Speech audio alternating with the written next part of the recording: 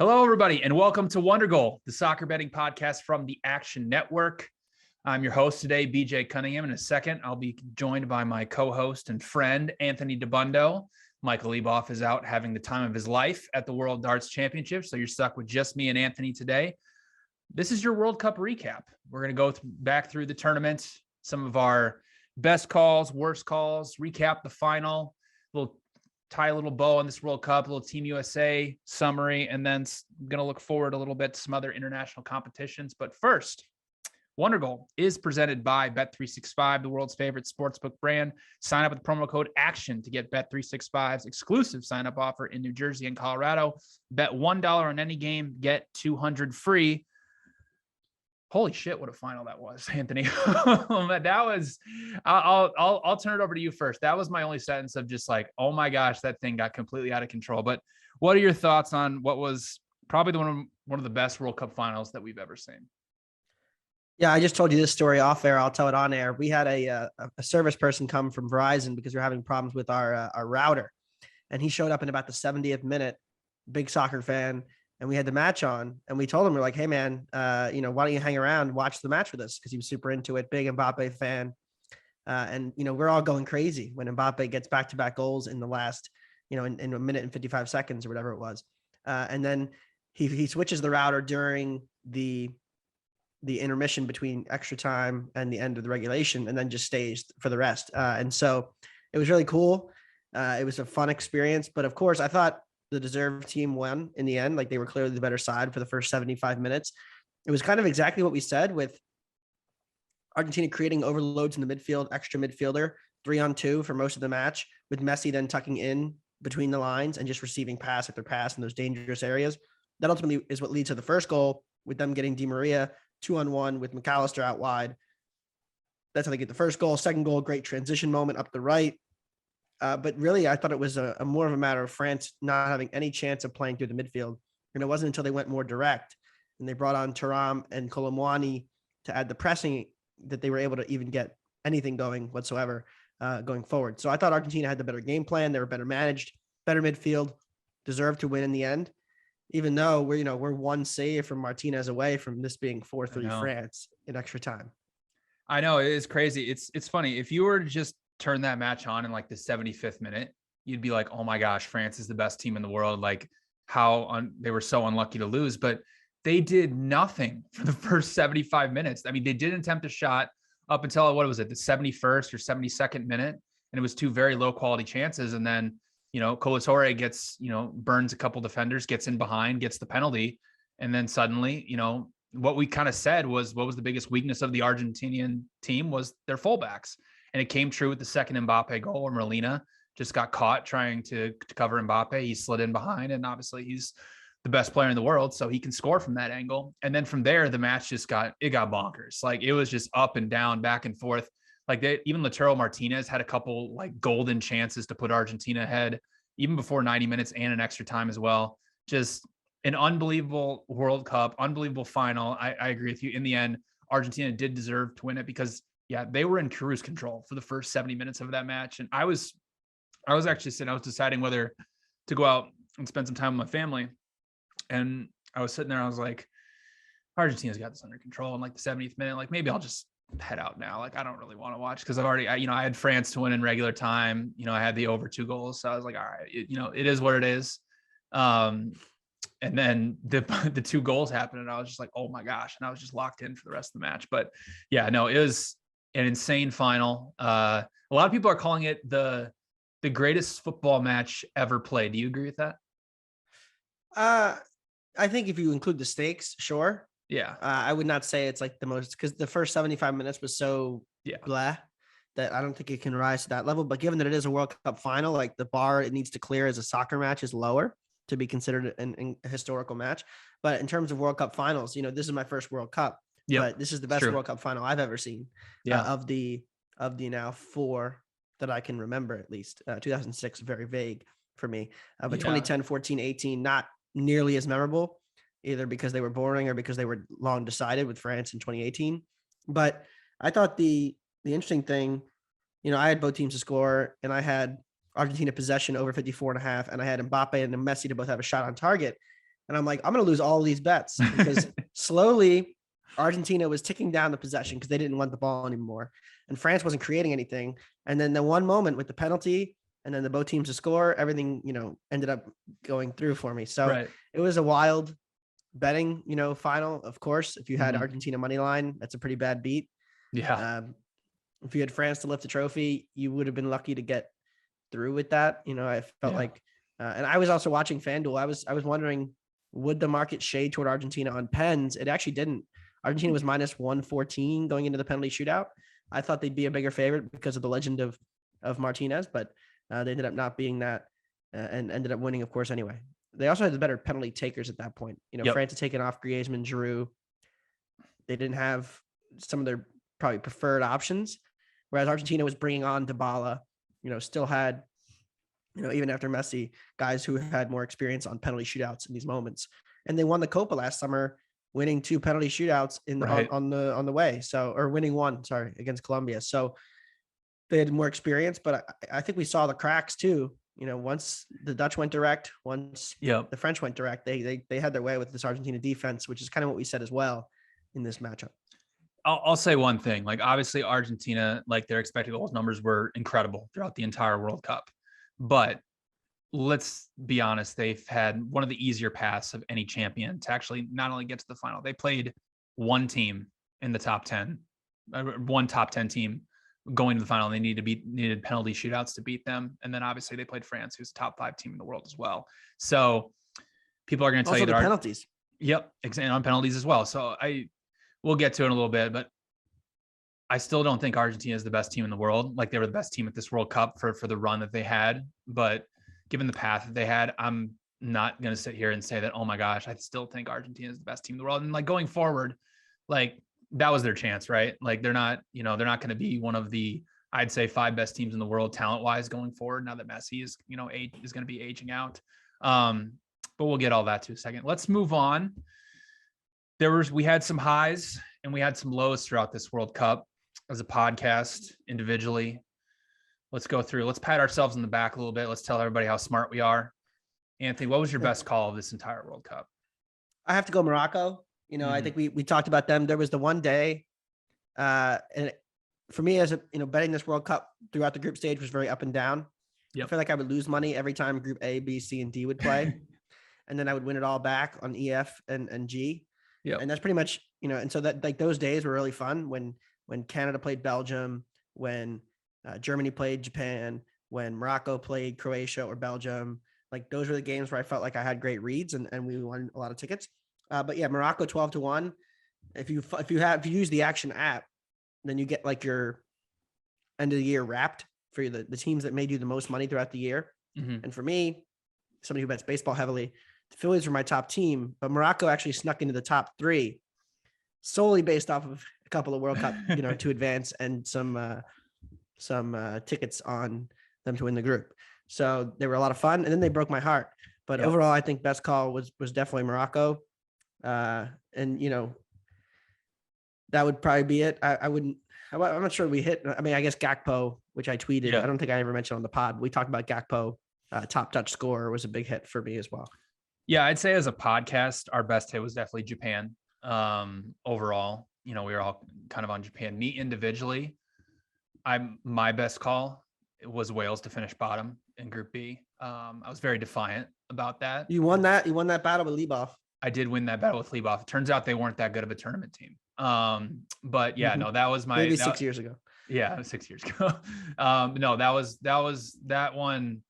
And I'll be honest, I got a little lucky to win that as well. Because if you go back the Iran match, they scored 2 goals, deep into stoppage time to make sure that bet won. That was a nice one. But yeah, I'd say as a podcast, our best hit was probably Japan. Not only like getting them to advance, but the 2 times that we took them in both against Spain and against Germany. That speaking of action wrapped, my biggest hit anything was the Japan money line against Spain at 8-1. That was my biggest hit of anything. So yeah. So now that we're done patting ourselves on the back, let's tell everybody how stupid we are. I'd say as a podcast, it's a laundry list. Yeah, it's a laundry list. Yeah, because I texted Anthony. He was like, I was asking for topics, and he came up with this topic, and he's just like, yeah, best call. And, we're biggest regret. And I just said, I regret everything pretty much throughout this World Cup. I'd say our worst call as a podcast would be Denmark to win Group D. It just didn't show up, pretty much is how it went. And that happens throughout these international tournaments. But personally, Anthony, what call are you looking back on? You're like, man, how did I not see that coming? I guess not buying in on Argentina, being a little stubborn on them. I think we were probably wrong on that, like not realizing that they were still a very good team, even though they had a fluke loss. We missed opportunities to get in on them cheaper. Did we overrate France's injuries and lack of depth in how we felt about them? I thought, the way these brackets play out, little things swing a big way. So, we were not that far. We talked about this, the Braithwaite chance. We were not that far away from France playing Argentina in the round of 16. If Argentina hadn't won their group or France hadn't won theirs, they would have played each other in the first round of the knockouts. So a lot of things kind of fall like a Jenga tower if you're just a little bit off on it. I would say, yeah, Denmark was definitely my worst call in terms of from a futures perspective, just nothing from them whatsoever the whole tournament. Uruguay, I don't feel quite as bad about because I felt like they had a lot of chances to win that match against Portugal and probably should have won it. Portugal is another team. We were probably wrong on them because they played differently than we thought they would. Mm-hmm. We thought they'd be much more conservative than they ended up being. They actually used their talent, and then they benched Ronaldo. Switzerland plus a half might have been my worst bet of the tournament. And so, there's a few things, but I'll settle on Denmark as the worst bet I made, only because, if you follow this for more than the last few months, then, last year was really when we started this kind of talk show. And before it was actually a podcast, I was, driving the Denmark train, and I thought we could get one more ride out of it, but the wheels came off. We derailed, and we are crashed and burned on the side of a Qatari highway. So it's not pretty. Yeah. My worst call, speaking of Qatar, was just buying into all the Qatar conspiracies, like right away from the get-go. Just, I feel like for a month I had just been repeating it over and over again. Like, Qatar has had 6 months to prepare. Oh my gosh. Like, I know they don't have talent, but come on, like the Ecuador is going to have 7 days. And I thought that was really going to play a big difference. And it turns out that they were the least talented team in the tournament for a reason. And they completely folded. And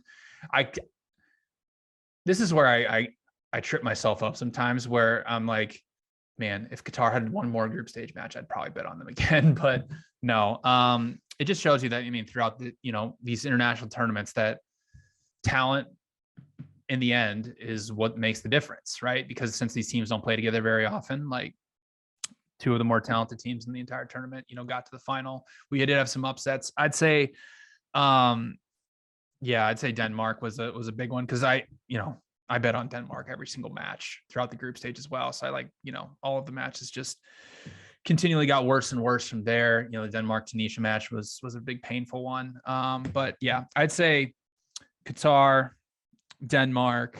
Those would probably be the two biggest ones. And yeah, just not buying into France and not buying into Argentina throughout the tournament. Although I will say the thing about France is that, like, Mbappe was incredible, but like France lost the expected goals battle against both Poland and England. And then the match against Morocco, I think we can all agree that Morocco definitely should have scored in that match. And then obviously they were by far the inferior side against Argentina. So I don't feel as bad about the France thing. But yeah, no, buying into the Qatar conspiracy theories was probably my dumbest thing that I did throughout this entire World Cup.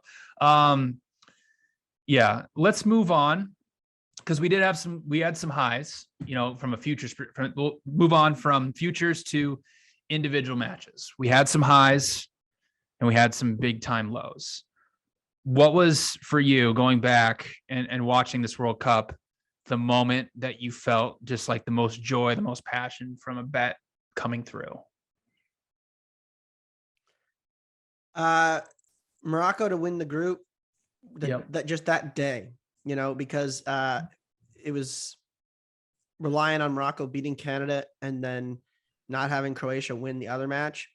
And I had just kept watching Lukaku miss chance after chance after chance. And I kept thinking in the back of my head, Croatia's going to steal this 1-0, and I'm just going to be sick to my stomach about it.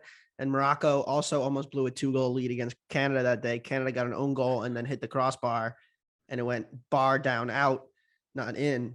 So Morocco was pretty fortunate that day too.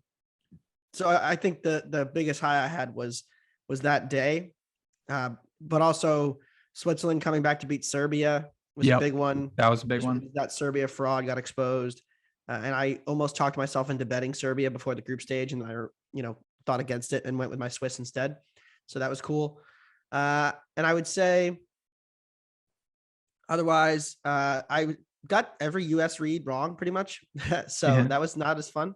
But yeah, both teams to score England, USA, hilarious. But the US defense getting exposed when I finally, decided that I was kind of in on them was not great by me. Yeah, for me, just looking back on it, the couple big moments was, Japan beating Spain was in terms of moments, but the elation for me was when South Korea beat Portugal in the very final minute, because like I had South Korea money line, like I had Ghana to finish bottom, and they were down 2-0. So I just needed that goal to have a bunch of dominoes fall my way, and it ended up actually happening, which was that was an incredible moment for me. Yeah, the one day where things weren't going very well, and then the day where Japan beat Germany, Spain throttled Costa Rica, and then we had the Canada one that probably should have won against Belgium. That was probably one of my more elite. That was Wonderdog Wednesday. That was a Wonderdog Wednesday, which will probably be coming back sometime soon. Next time we get a Champions League or a midweek Premier League slate, we'll bring that back at some point, or we'll just change the day. It'll be Wonderdog Saturday or something. All right, we had great moments, but we also had some very, very painful moments that just absolutely brought you to your knees. What individual match of all of them just completely gutted you?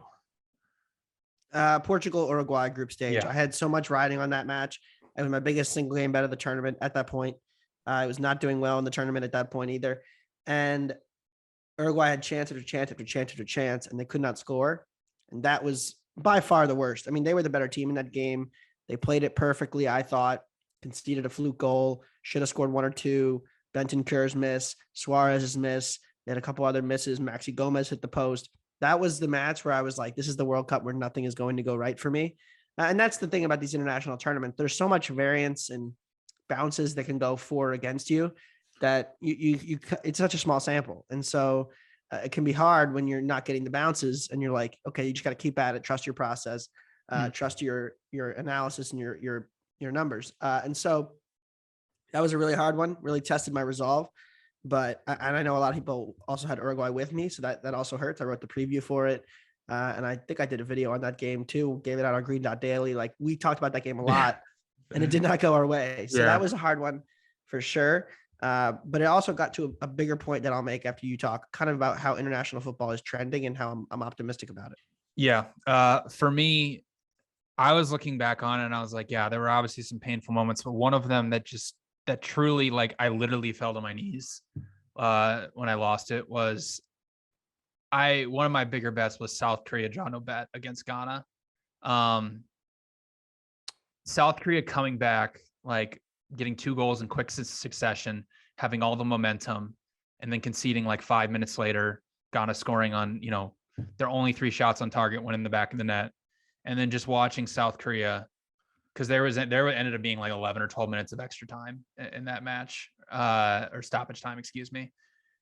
They swung in 35 crosses, completed 15 of them in that match. And just watching them do that over and over and over again, just piling everybody forward and not having the ball go in the back of the net, that really broke me to a point where I was just like, I was just like, I don't even know what to do at this point. Like, I don't know how else I can read this match or get it right. And I think that is a larger point to you as well. It's like at the club level, we know we have a 38 match season through 5 different leagues, Champions League, Europa League. So if variance doesn't go your way for one match, it's like, okay, like, yeah, that sucks. But, we have all these other matches going forward, and eventually over time, regression will find its mean.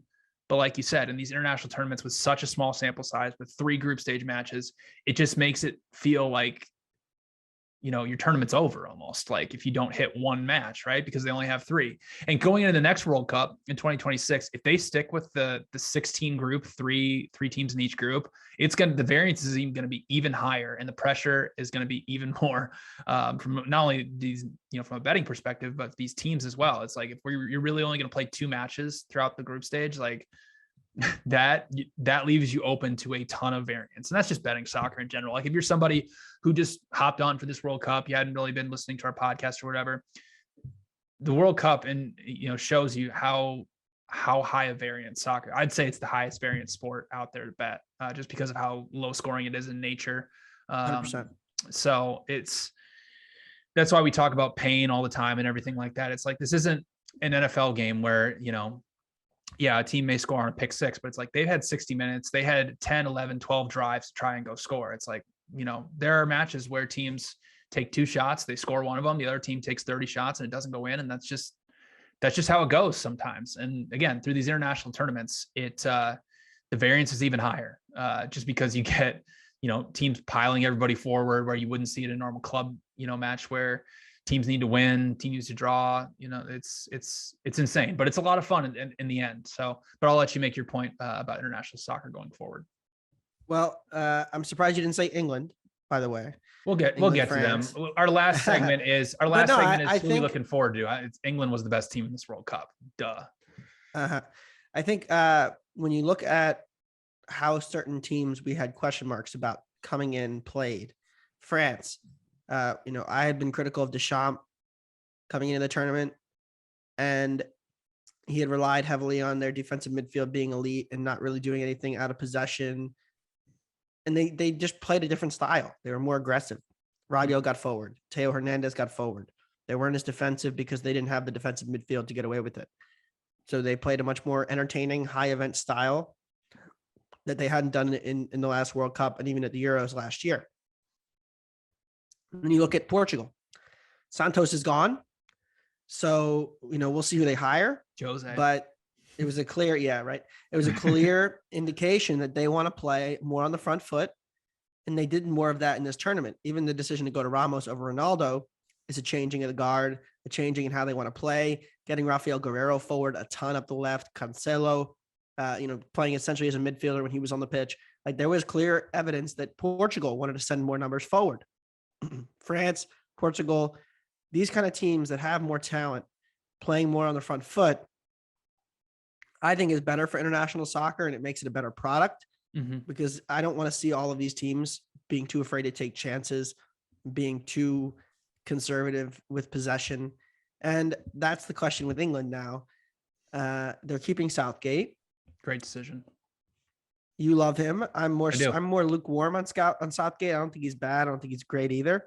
But it will be interesting to see, of all the attacking talent England has, does Southgate play a more proactive and aggressive style than he did even at this World Cup? I thought there were times where they didn't really push, against the United States.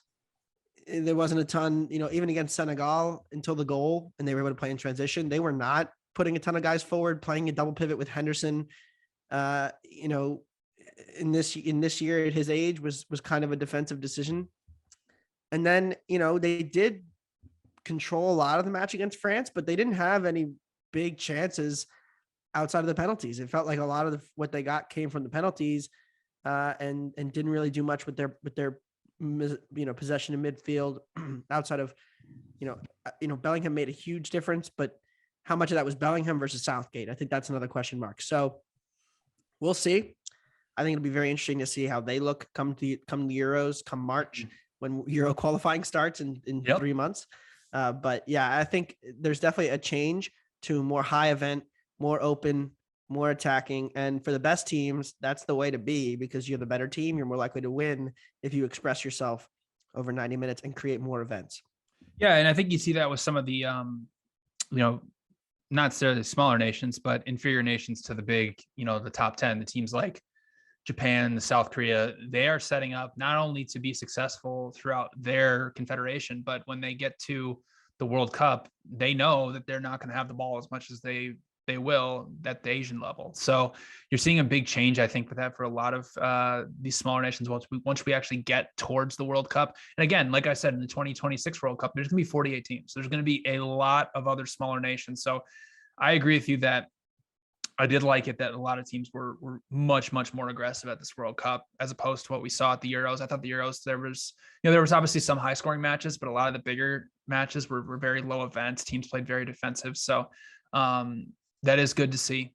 And I say this because it's just how international soccer works. It's that the coaches usually go through 4-year cycles. So like, that's why you see a lot of coaches now have just been either like resigned or they've been fired or whatever it is. It's like a lot of these coaches, it's their last hurrah at a World Cup. They're like, I know that if unless I win this World Cup or reach the final, like I'm not getting retained. So let's just play more open. Let's play more expansive than we have. So I think that has a little bit to do with it. But again, yeah, I agree with you that it is nice to see a little more openness. Like, that Argentina-France match is like a perfect match to draw the casual fan in. Like the England-USA match was not a good match if you're just a casual fan showing me every 4 years being like, you know what, I'm going to get into soccer. And then you watch that, you're like, ugh, no, I'm not doing that anymore. So yeah, I hope that trends that way. Speaking of Team USA, let's just tie a little bow on this World Cup for Team USA. We're not going to get into the whole Berhalter, Gio Reyna, who's right, who's wrong, oh my gosh, type of thing. But I think I'll kick it to you first, but I think the United States losing in the round of 16 to the Netherlands was pretty much about what we expected from them at this World Cup. Yeah, I mean, we said that they were a low floor, high ceiling team, and then they ended up being right around their ground level. Yep. They got out of a group. They were the second best team to get out. They performed like it. They were the second best team in the group pretty clearly, I thought. They deserved to beat Iran. The defense held up against scrutiny from Iran and England and Wales. But again, I thought the England performance, now I'm like kind of questioning myself. I'm thinking, okay, how much of that was England not willing to take chances versus us? Because the Dutch kind of played us like fools in a little bit of a way, in that Van Gaal let us have the ball and then beat us in transition. We are not a good enough defensive transition team because of our fullbacks to get away with playing the way we do. And I think that's a more interesting question as we go forward, as the players, enter their primes. Yep. Is our defenders, our center backs rangy enough, and our left back and right back good enough to be the kind of possession team that we want to be? Would we prefer or be better playing a more passive style in possession? I think it's a really interesting question because we also don't have a striker. And so if you're going to have a lot of possession, but nobody to get shots in the middle of that, at the end of the possession, what's the point of having all the possession? So I think there are very interesting tactical questions that Greg has to answer. And he's shown an ability to raise this level of this team. I think he deserves credit for that. He's done a good job in some ways, but I think there are other flaws where he may be a bit weaker that we may have a problem. So we'll see. 2024 could be a big summer if we get the Copa.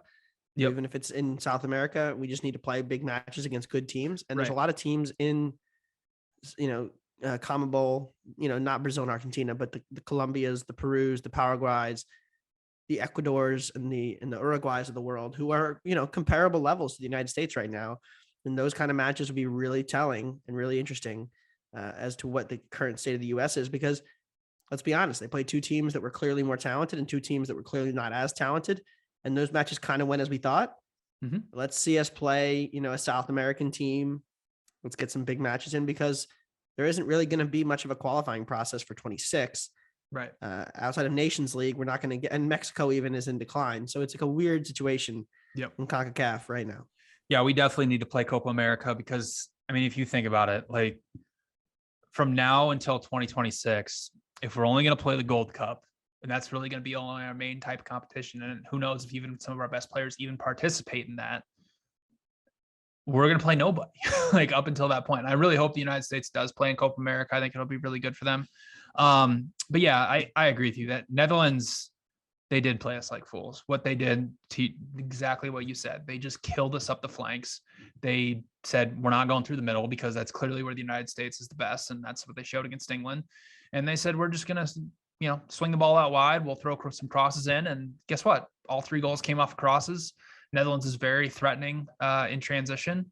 And that's the hardest thing, to your point, is like, do we want to be a more passive, counterattacking style team?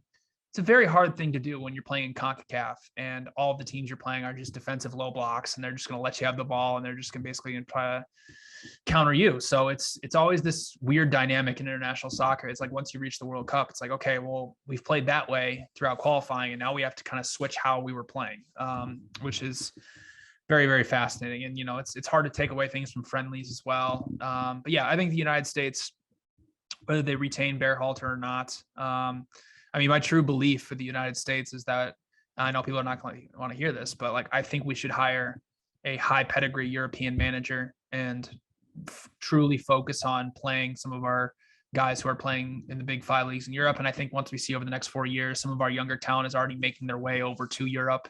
So I think the roster is going to be, I don't know how many MLS guys we're even going to have in 2026, but yeah, I think the US, they got where they should have. They got to the round of 16, which is what I thought was the good barometer. They were even money to do so, which they did. And then, yeah, they just lost to a far superior Netherlands team. Okay, let's close this out looking forward a little bit. We obviously have a lot of international competitions coming up in the next few years. If you're somebody who, you know, you love international soccer, you thought this World Cup was a lot of fun, but you're like, man, I just can't keep up with the club calendar. I just can't get into it or whatever. Coming up, the next international tournament is going to be the Africa Cup of Nations in January of 2024, and then the summer of 2024, Copa America and the European Championships will all be taking place. The Gold Cup and the Gold Cup next summer. That's right. Good point, Anthony. Yeah, everybody knows it's the premier international tournament. I honestly forgot about the Gold Cup because the United States was going to be hopefully playing in Copa America. And then the Asian Cup looks like it's going to be, there's not a set date on it yet, but it's going to be sometime in 2024 as well. And we even have Euro and AFCON qualifiers coming up here towards the end of March.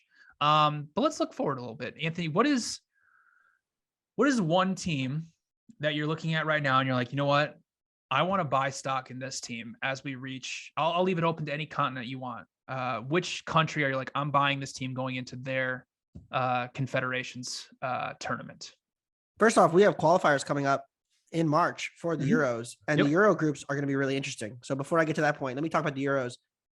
March 27th is the next international break, and it will be very interesting to see the fact that England plays Italy, and they're in the same group together. The Dutch are in a difficult group with France. They're going to play in March as well. The next week, you know, you'll get Scotland and Spain. Norway is in a group where Holland has a real chance of qualifying here. So like, there's a lot of really interesting matches that, you know, going around in that late March window. England, Ukraine as well. But yeah, I mean, it'll be very interesting to see how that plays out. The Euros were really fun and are always an underrated tournament. And so, you know, we only have to wait about 18 months for that. Plus the Copa will be that summer as well. In terms of international teams that are kind of on the rise, I'll be really interested to see what Senegal looks like in a couple of years as Mane is finally fit again, you know, like the end of his window as kind of the carrier of this team. I thought they were very impressive in this World Cup. I thought they were one piece away from being a really, really good team. And that piece was Sadio Mane. So kind of having him makes them a really interesting, you know, African team to watch in the coming, you know, times. Everybody's going to be on the Morocco. So I'm kind of off the Morocco train now, but you know, it's tough to say at this point, but in terms of like European teams that could be on the rise, like maybe, I don't know, maybe Norway. Could I was around Odegaard and Holland. Yeah. I was literally looking at that right now. Defense? Yeah. I mean, here's the thing in international soccer, like, yeah, we could sit here and say Norway doesn't have a good defense or their midfield is, or, you know, is kind of lacking, but like they have Holland and they have Odegaard. And sometimes maybe that's all you need to beat some of these smaller nations and actually get into one of these competitions. So yeah, I'd say them. Another team I'm kind of interested to see how things kind of play out is honestly the Ukraine, because like they have some talent coming through now. Like Mudrik's probably going to make a move to a bigger club and be a big name along with Zinchenko. They obviously still have some young talent as well. So they're a very interesting team. For me, I'm going to stick in Africa.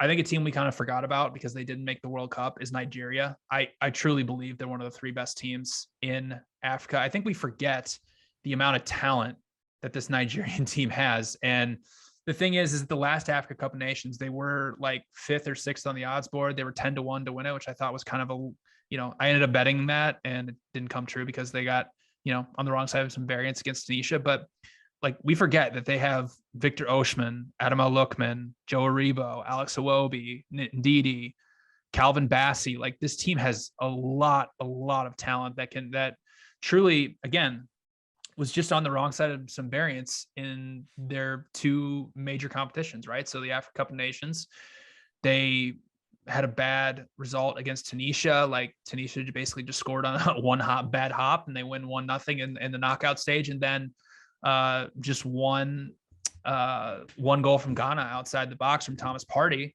And that was the difference. But Nigeria ended up dominating over the 2 legs. So like if those things go different, Nigeria comes to this World Cup, we could have been talking about them instead of Morocco. But I would agree with you. I'm going to be very interested when AFCON odds do come out, because I think a lot of people are going to overlook how talented this Nigerian team is because the competition is going to be in the Ivory Coast. Like they're going to be one of the favorites along with Morocco and Senegal.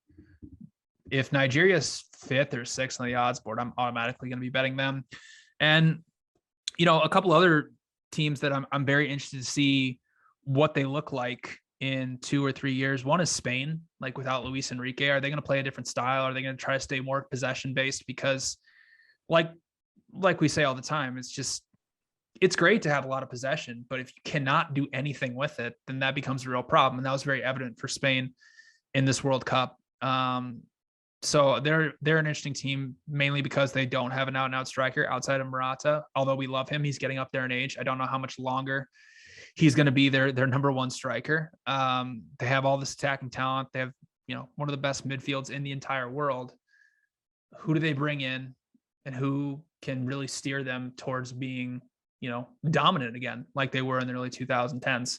So yeah, for me, I'm really buying stock in Nigeria right now. I mean, I'm looking at that Norway group and I think that they can get out of that in the Euro qualifiers, but yeah. So if you're somebody who loves these international tournaments and you really just get into the international game and you can't keep up the club calendar, I'm going to be doing more of these international stuff as we get closer to these qualifiers, doing a lot of writing surrounding them. I'm not sure if we're going to be doing a podcast for them. We'll see when we get there. You can always check out my international soccer rankings on theactionnetwork.com. I'll be having an update and pushing those out Monday night to early Tuesday morning. With that, Anthony, we will tie a bow on the 2022 World Cup from Qatar.